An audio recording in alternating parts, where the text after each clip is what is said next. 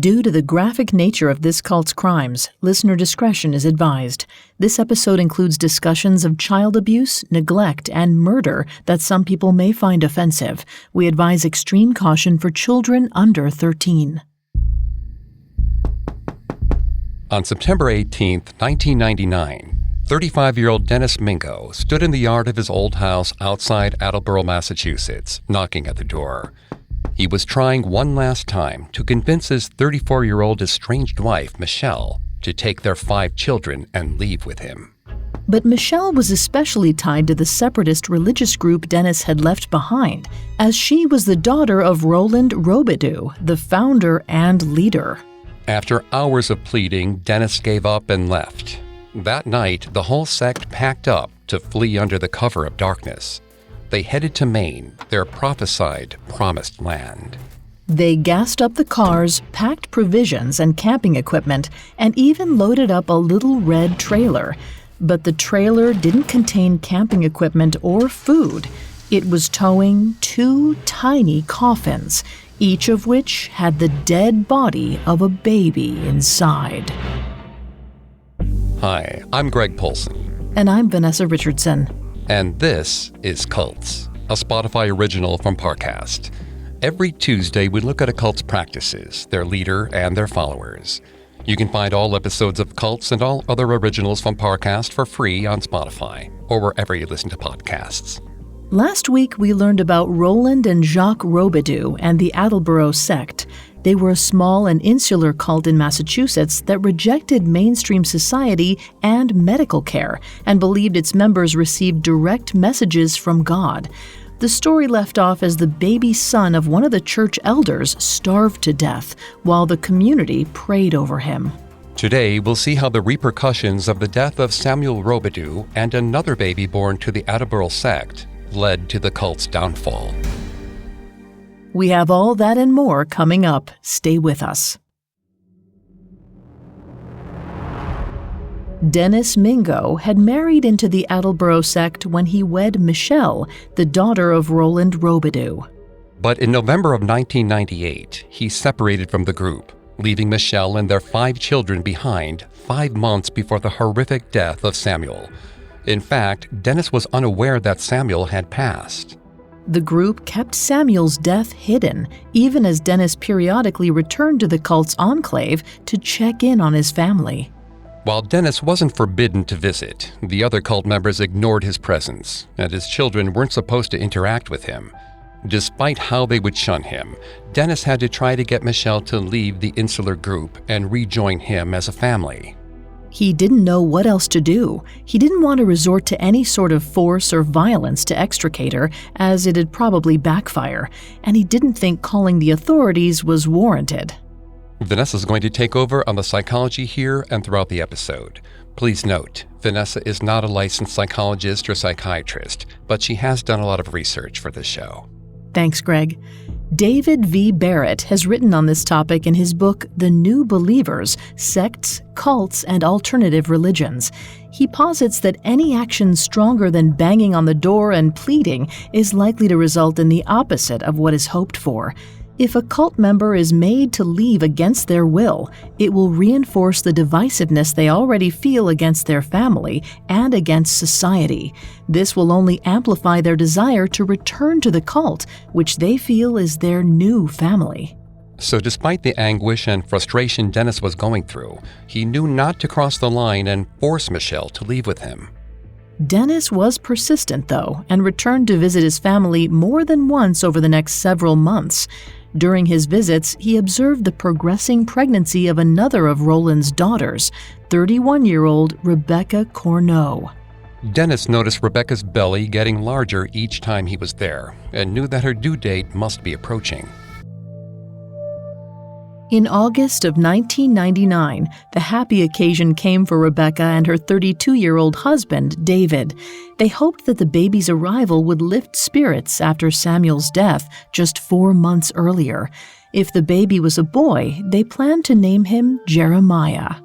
Yet for all their excitement and planning, they encountered serious problems. Rebecca and the rest of the community felt they didn't need modern medicine, as the Lord would provide. The tenets of the cult dictated that whatever happened, good or bad, was God's will and should be trusted. The best help her community could provide was moral support and prayer. Their prayers helped Rebecca feel strong while she was in labor, but Rebecca's delivery was difficult, and there was no midwife or doctor present.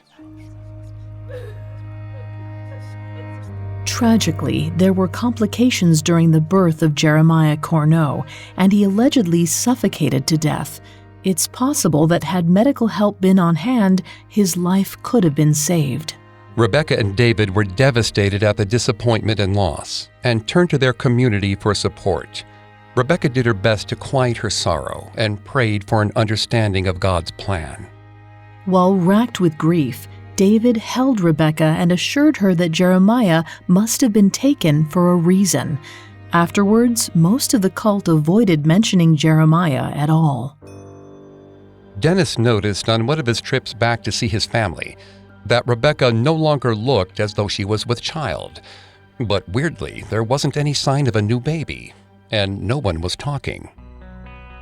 In September of 1999, Dennis saw his chance to investigate what had happened to Rebecca's child. The next time Dennis stopped by to try to spend some time with his children, the sect happened to be having a yard sale. As people were milling around checking out the wares, Dennis slipped into the Corneau house. He wasn't sure what he was looking for, but he had his eyes open for any sign of Rebecca having given birth. He hoped to find either a safe, happy baby or some evidence of the infant's demise. As grim as the thought was, Dennis even checked inside a freezer in the basement, just in case.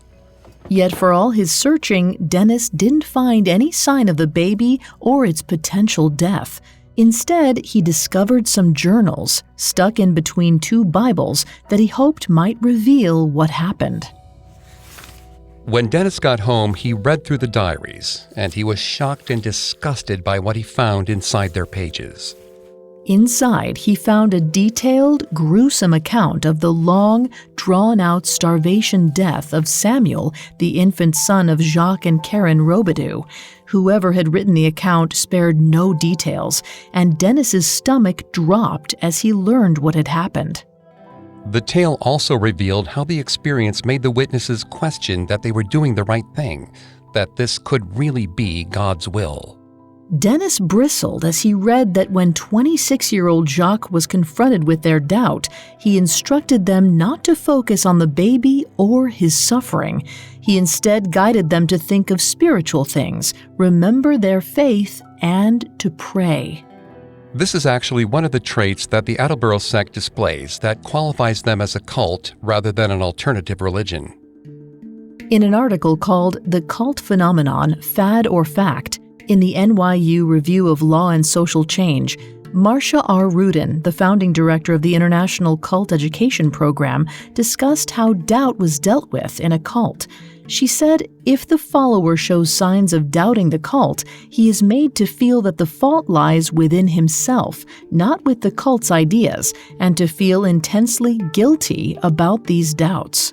In fact, Rudin also states that over time, members of a cult may actually lose their ability to think for themselves and become incapable of doubting the leader. Within a cult, the rules are not allowed to be questioned, and an elder or leader is seen as the absolute authority. Dennis had been fortunate enough to recognize the mental coercion present within the Attleboro sect and get out. But the journals he discovered were a brutal reminder of the milieu his wife and children still existed within. And his fear for his family is what compelled Dennis to continue to turn the diary's pages. He felt sick as he read that the group told 24-year-old Karen that the heart-rending sight of her starving and crying child was a test from Satan. Instead of helping Samuel, the other cult members encouraged Karen to endure and persevere through her son's tormented screams. The passages also admonished Karen for her woe is me attitude during Samuel's torturous demise. Perhaps most chilling, the recorded saga of Samuel's death finished up by saying, God counts it as a gain to remove a loved one in order to get the results needed for his purposes. The last entry from March 17, 1999, was written as if from the point of view of God addressing Karen, and it said, "Just as it pleased me for you to grow your hair long, to stop drinking coffee, and to pray for another child, it would please me if you took Samuel and left him in the palm of my hand." Outraged and disgusted by what he read, Dennis feared for his 5 children and Michelle, who were still living in the community. After what he'd learned about the people he used to live with, it took him a few days to quiet his thoughts and decide what to do. He knew he had to return to the Attleboro sect, but this time Dennis was armed with the knowledge of what had happened to Samuel. In early September 1999, Dennis returned to the cult's enclave and told Michelle what he discovered. He pleaded with her for an hour to leave with him and take their children to safety. But Michelle wouldn't budge. Frustrated and in tears, Dennis warned her that he would let her think about it and that he'd try once more, but if she wouldn't leave with him next time he asked, he would share what he knew with the police. He really didn't want his family involved in any scandal or law enforcement action that took place. He hoped that Michelle would join him in leaving the cult before he took that measure. As he'd promised, Dennis went to see Michelle a week later, on September 18, 1999. He had anticipated resistance from Michelle, but he was surprised that she wouldn't even come to the door.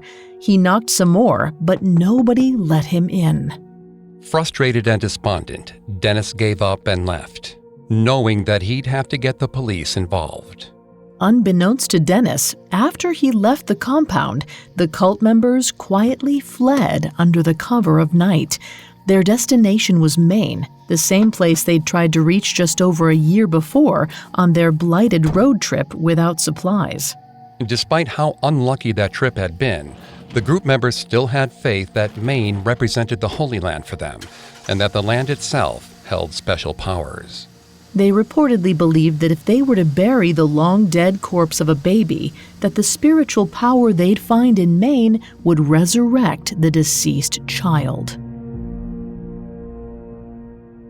Next, we'll learn what happened when the police investigated the Attleboro sect and the disappearance of the 2 babies.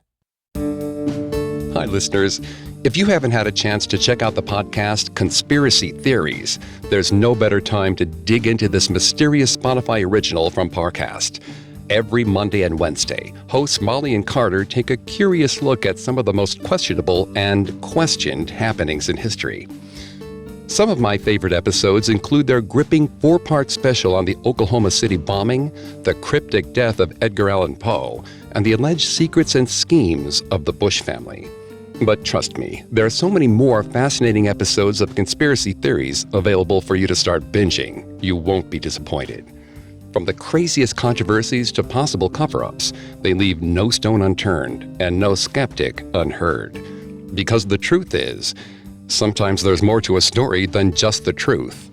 Follow Conspiracy Theories free on Spotify or wherever you get your podcasts. Now back to the story. In September 1999, 35-year-old Dennis Mingo discovered incriminating journals containing information about Samuel's death that he knew he had to take to the authorities. While that was happening, the cult retreated to Maine to bury the bodies of the 2 infants they'd lost, Samuel and Jeremiah. Shockingly, the cult members kept the tiny dead bodies of both Samuel, who died 5 months before, and Jeremiah, who passed 1 month before. They did what they could to preserve their corpses and placed them in baby-sized plywood coffins that had been secreted away in the basement of the Corneau home. Dennis had no idea he'd been so close to the remains of the boys when he was searching the basement for Jeremiah. When the convoy arrived with their sad cargo at Baxter State Park in north-central Maine, they set up camp at the Trout Brook Farm campground. They were going to spend a few weeks there to celebrate their autumn harvest festival, the Feast of Tabernacles, or Sukkos. The group ate and sang and celebrated, holding hands and dancing in a circle. They created quite a spectacle, and other tourists visiting the park reportedly photographed and filmed them. When the time was right, Samuel's father Jacques and Jeremiah's father David, along with other men of the sect, carefully retrieved the babies' coffins, packed up shovels, and quietly hiked away from the festivity. They walked a path called the Freeze-Out Trail, going a few miles until they reached the northwest end of Grand Lake Matagamon. Once they crested a hill, they found the spot that finally seemed right. The spot seemed cathedral-like to them, with a majestic view of the steep granite knife edge of Mount Katahdin.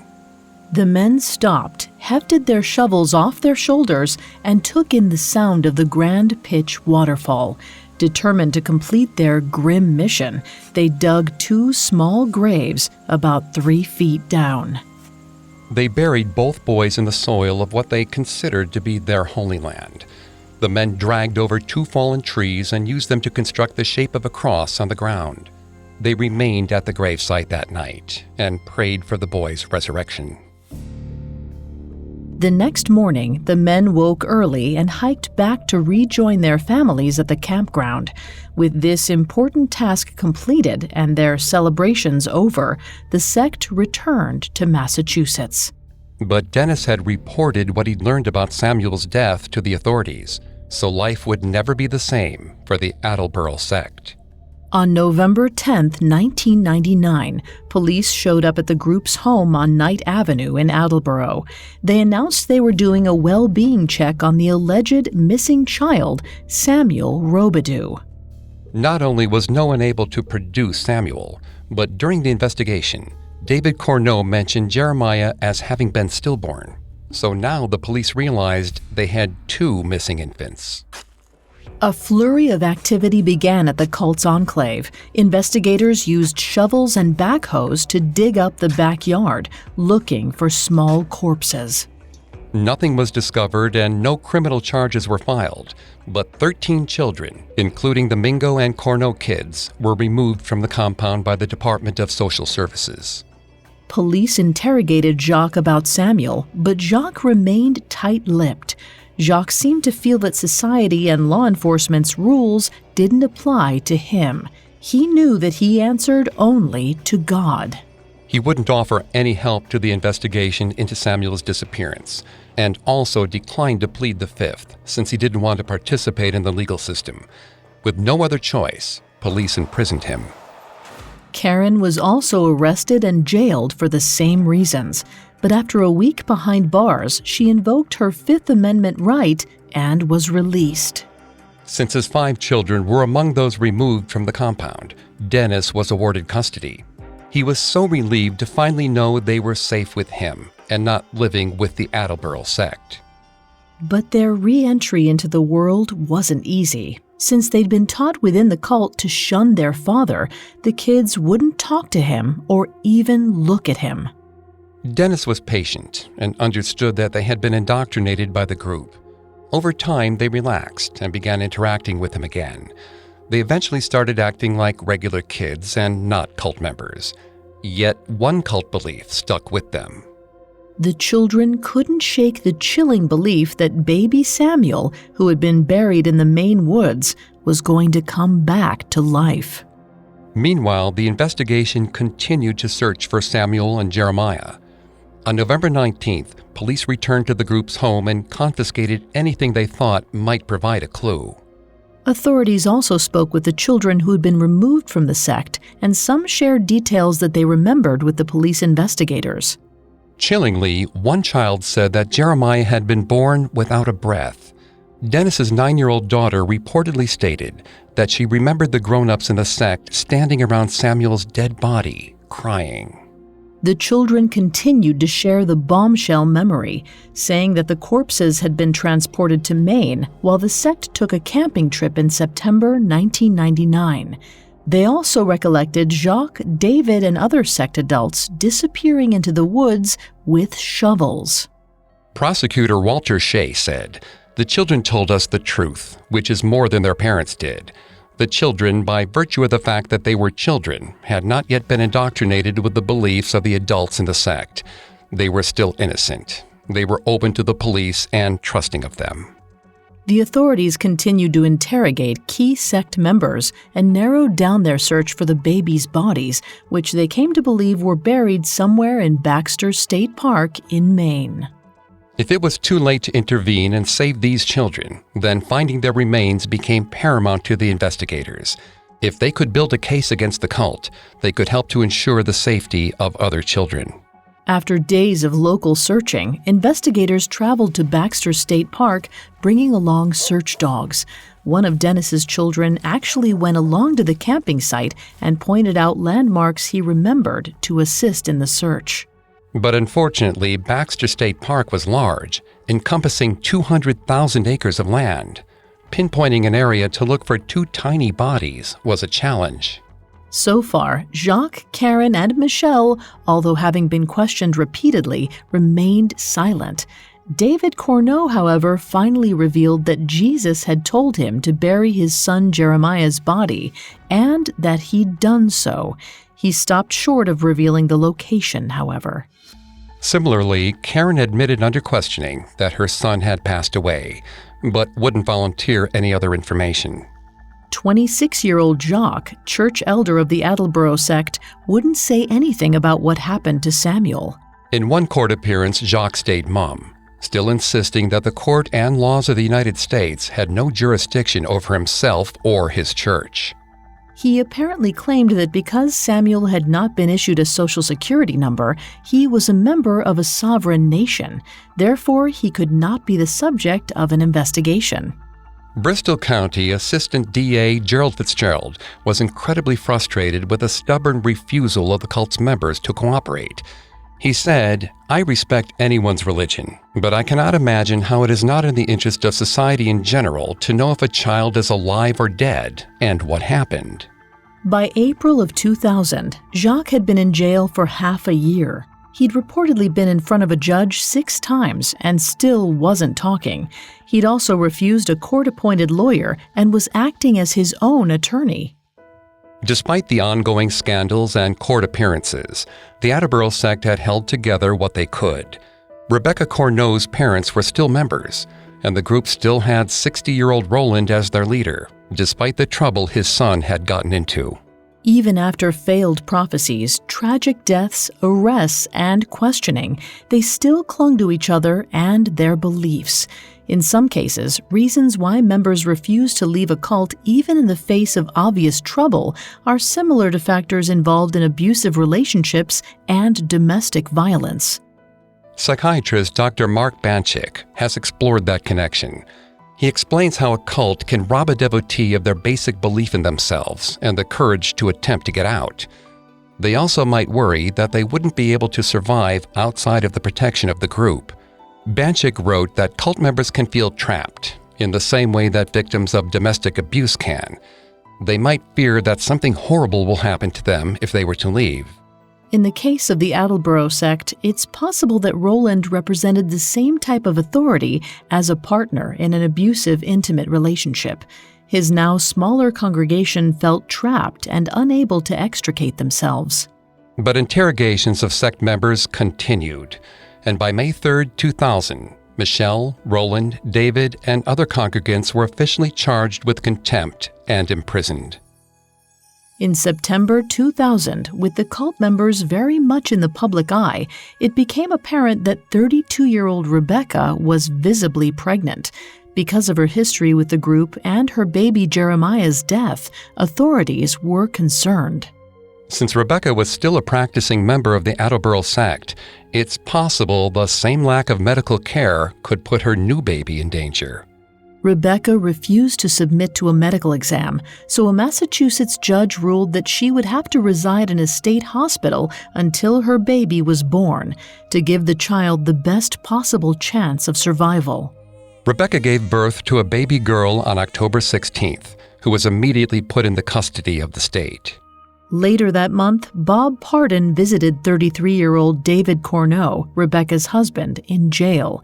Pardon was the head of the New England Institute of Religious Research and had personally worked with over 30 cults.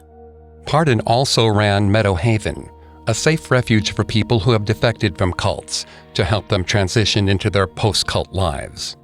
Despite the other imprisoned cult members still refusing to cooperate in the investigation, Pardon was able to get David to crack. All it took were photographs of 3 of his children who had been placed with foster parents. David studied the photographs and his emotions welled up. He missed them so much, and he wasn't sure he would get to see them again. Thinking of his kids also brought to mind Samuel and Jeremiah. David leaned on the wall of the jail with the photographs in his hands and just sobbed.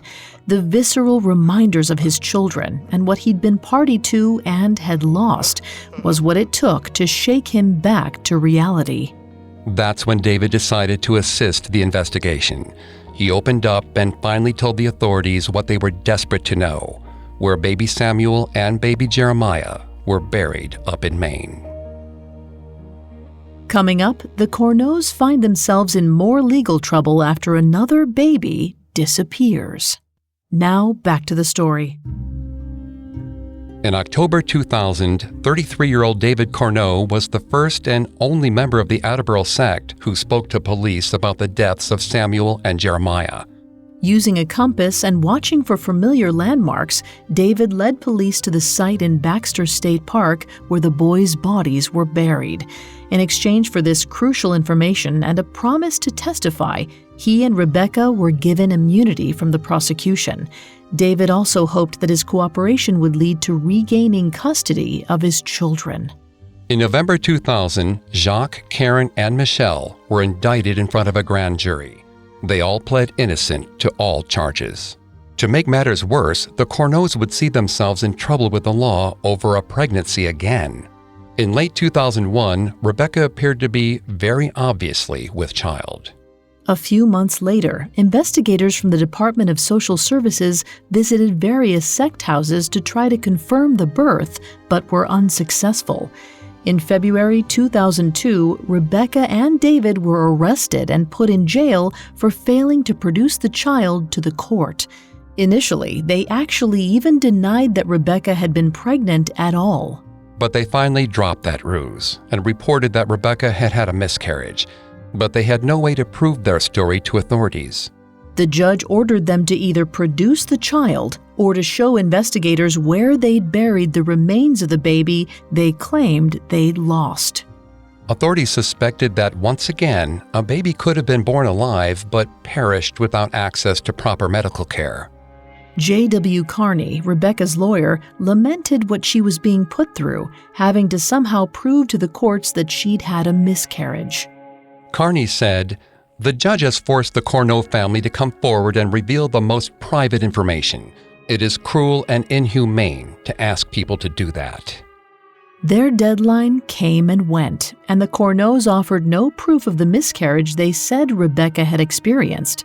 They were both ordered to stay in jail until June of 2002, after which they were released. That same month, a much bigger court date for the Attleboro Sect occurred. On June 5, 2002, 29-year-old Jacques stood trial for the first-degree murder of his son Samuel. In his defense, his lawyer, Francis O'Boy, stated that there was no evidence that Samuel had actually died from starvation. O'Boy posited that the baby's death might not have been from starvation at all, but from a condition such as scurvy or rickets, which are both caused by vitamin deficiencies. But the prosecution countered, saying that he believed the boy was starved to death and that both his parents were aware it was happening. The chief medical examiner who actually performed the autopsy on Samuel's body, Dr. Margaret Greenwald, testified at Jacques' trial. According to Dr. Greenwald, Samuel likely did have scurvy and other diseases, but they were directly caused by severe malnutrition due to starvation. Another medical expert, Dr. Marcella Sorg, a forensic anthropologist, examined Samuel's bones. She offered what might have been the most heart-rending piece of testimony about Samuel. Dr. Sorg testified that his bones had become porous from malnutrition, and that Samuel's skeleton had shrunk so much that in order to examine his remains, they used an X-ray scanner that is usually used to X-ray mice. During the trial, the prosecution revealed that the incriminating journals discovered by Dennis had actually been written by Jacques himself. Perhaps the most damning line in Jacques' journal was when he wrote that Karen had claimed she'd been given signs from God that she could go back to feeding their son solid food. But Jacques wouldn't allow it, insisting that Karen withhold the food to prove her full faith in the Lord. In addition to the journal evidence, a letter that Jacques sent to a friend was introduced at trial. In the missive, Jacques wrote, "I am sitting here watching Karen attempt to nurse. It is so sad. It is amazing to me that only 2.5 weeks ago, Samuel was taking first steps, and now he can barely roll over. We pray and hope that God sees fit to allow Karen's milk to come back." The prosecution told the courtroom, day after day, week after week, in the face of the horrific crying, in the face of the radical weight loss, Jacques Robidoux and his wife Karen continued to do what they knew was killing their son.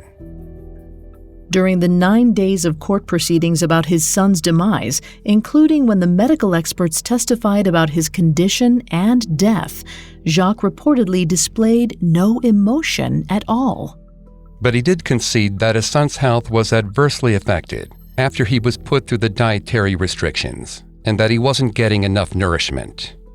Despite insisting that any harm to Samuel was due to mistakes and misunderstandings, he did ultimately take responsibility, stating in court, "The buck stops here." Jacques was found guilty of first-degree murder by reason of extreme atrocity and cruelty, and sentenced to life in prison. In 2004, 28-year-old Karen was also tried in Samuel's case for second-degree murder. Her defense argued that she'd been brainwashed by the Attleboro Sect. During her trial, which lasted a little over a week, some other disturbing information about the sect's beliefs came out. When 40-year-old Dennis took the stand, he recounted that corporal punishment was encouraged within the group, and members would wear wooden paddles like necklaces.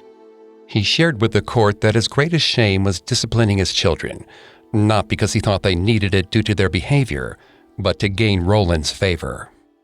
Karen's defense lawyer, Joseph Krowski, argued in court that she was just as much of a victim of Jacques and the Attleboro sect as her son had been.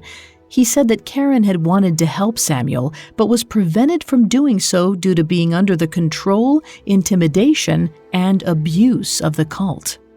A moving moment happened in the courtroom when a videotape of Samuel was shown as evidence.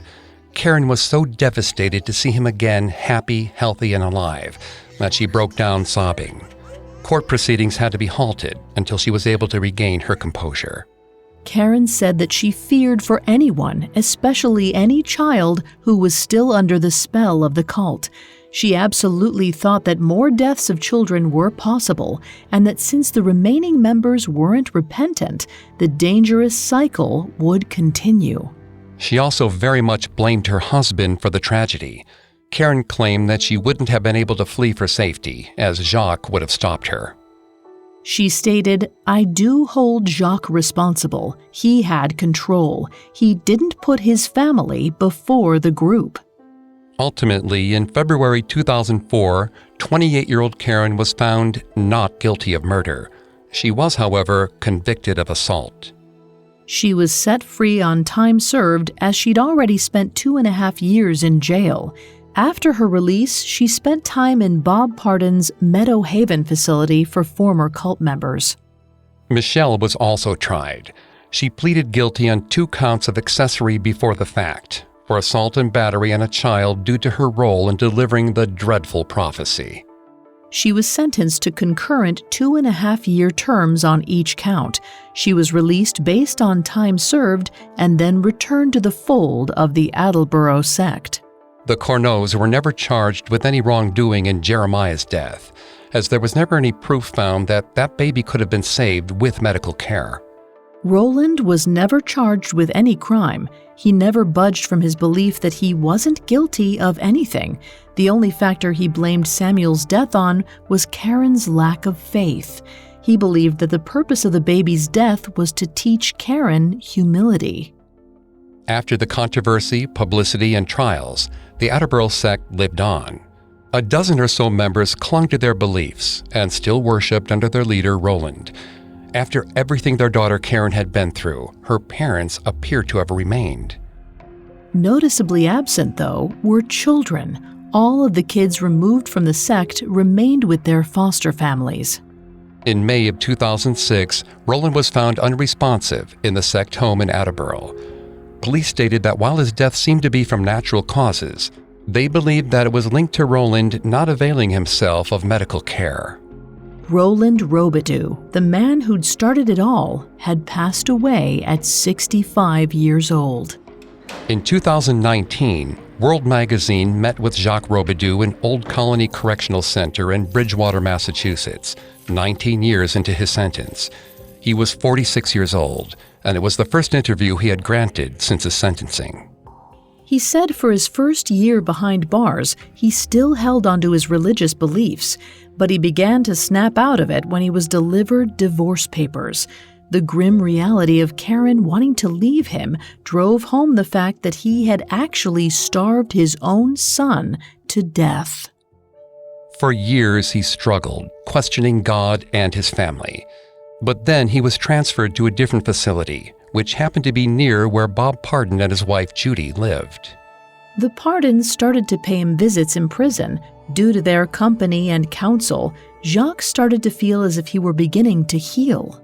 He also started opening up to other prisoners, learning about other cultures and backgrounds, and reading books and magazines.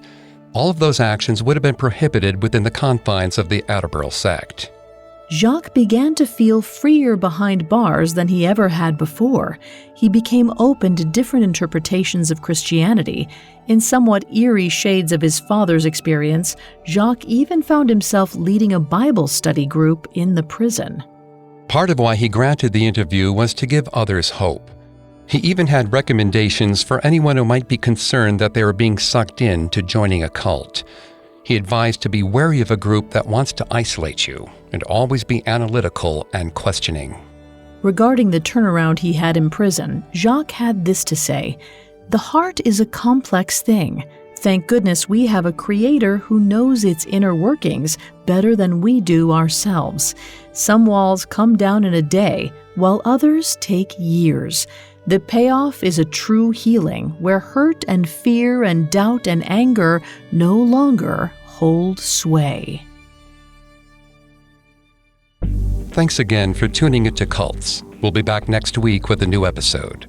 You can find all episodes of Cults and all other Spotify originals from Parcast for free on Spotify. We'll see you next time. Cults is a Spotify original from Parcast. Executive producers include Max and Ron Cutler. Sound designed by Scott Stronach, with production assistance by Ron Shapiro, Carly Madden, and Bruce Kitovich. This episode of Cults was written by Christine Colby, with writing assistance by Giles Hovseth, fact-checking by Anya Bayerly, and research by Brian Petrus and Chelsea Wood. Cults stars Greg Polson and Vanessa Richardson.